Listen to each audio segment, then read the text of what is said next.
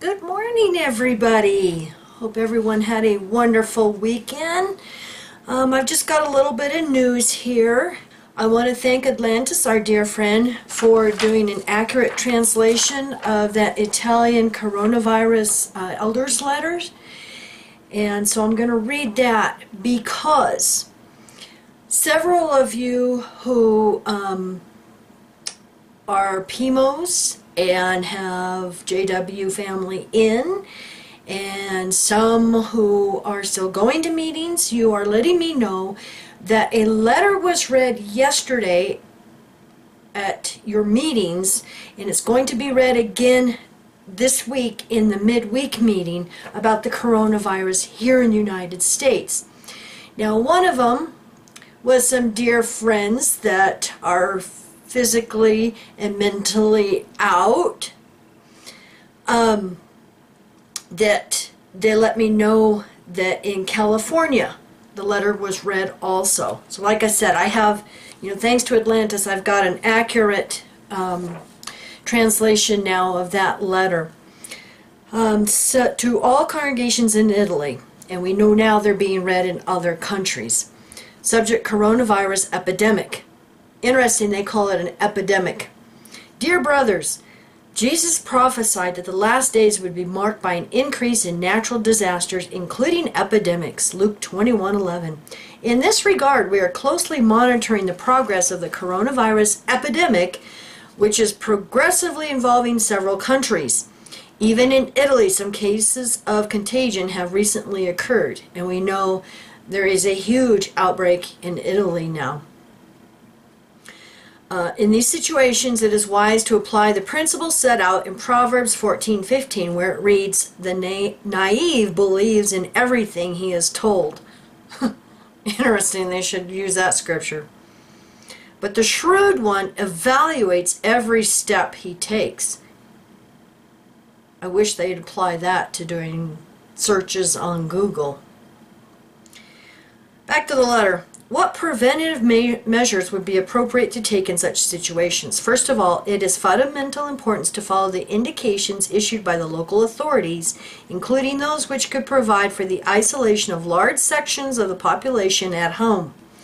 Furthermore, in case of fever, general malaise, or other symptoms similar to those of seasonal flu, it would be a demonstration of Christian love not to go to meetings or assemblies or attend other crowded places where the infection could easily spread. Philippians 2:4.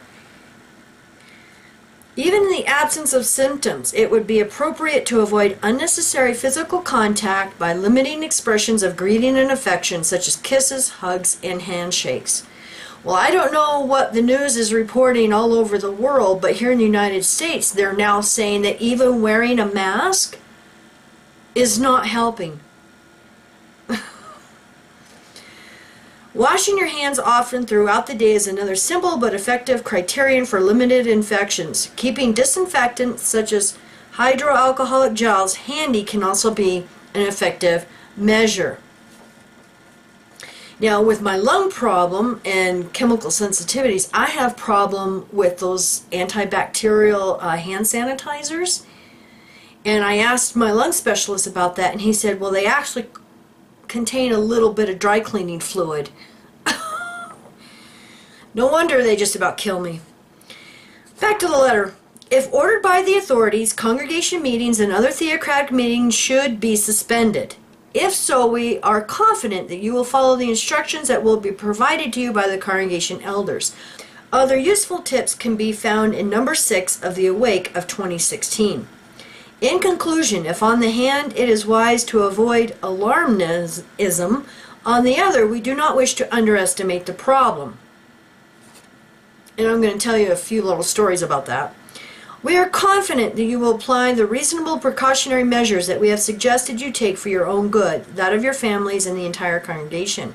We love you, and on this occasion we confirm all our brotherly affection. Your brothers, the Christian Congregation of Jehovah's Witnesses, and copy to all circuit overseers in Italy. So there's the letter, and it is now being read, I have heard, in most countries.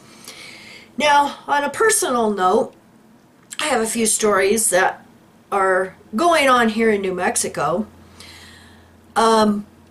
You know how they're cautioning everybody, and the CDC is in control of this, and these cases are popping up in other states, and they don't know where they got them because they haven't traveled, they haven't been around anybody sick, so they have no idea. They're calling it community spread.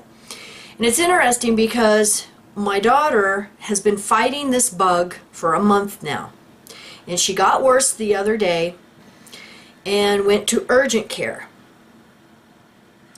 Never asked her any questions if she was exposed to it or anything.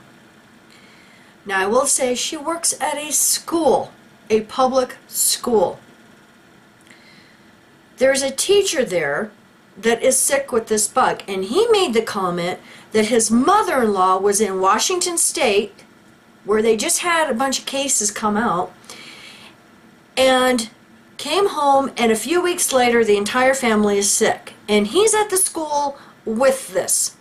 Okay, now for those of you who are not in this country, Washington State has several cases now, and they don't know where it came from. Okay, so this teacher's mother-in-law was up in Washington State, and now she's come back home to New Mexico, and now the whole family's sick. He was at the school exposing everybody to this virus. My son-in-law's boss was in Taiwan. They weren't testing at that time. They weren't quarantining. They weren't doing anything in Taiwan, and he came home. 2 weeks later, everybody in the shop is sick now. And they're joking about it, saying he brought home coronavirus and calling him Typhoid John. For those of you that don't know the saying, Google Typhoid Mary. She never got sick with it, but she carried it. So, you know, the boss, he's not sick, but everybody in the shop is. This is how this gets spread and becomes pandemics. I'm just saying, you know, good Lord. So anyway, you all take care of yourselves. You all have a great week and take care. Bye.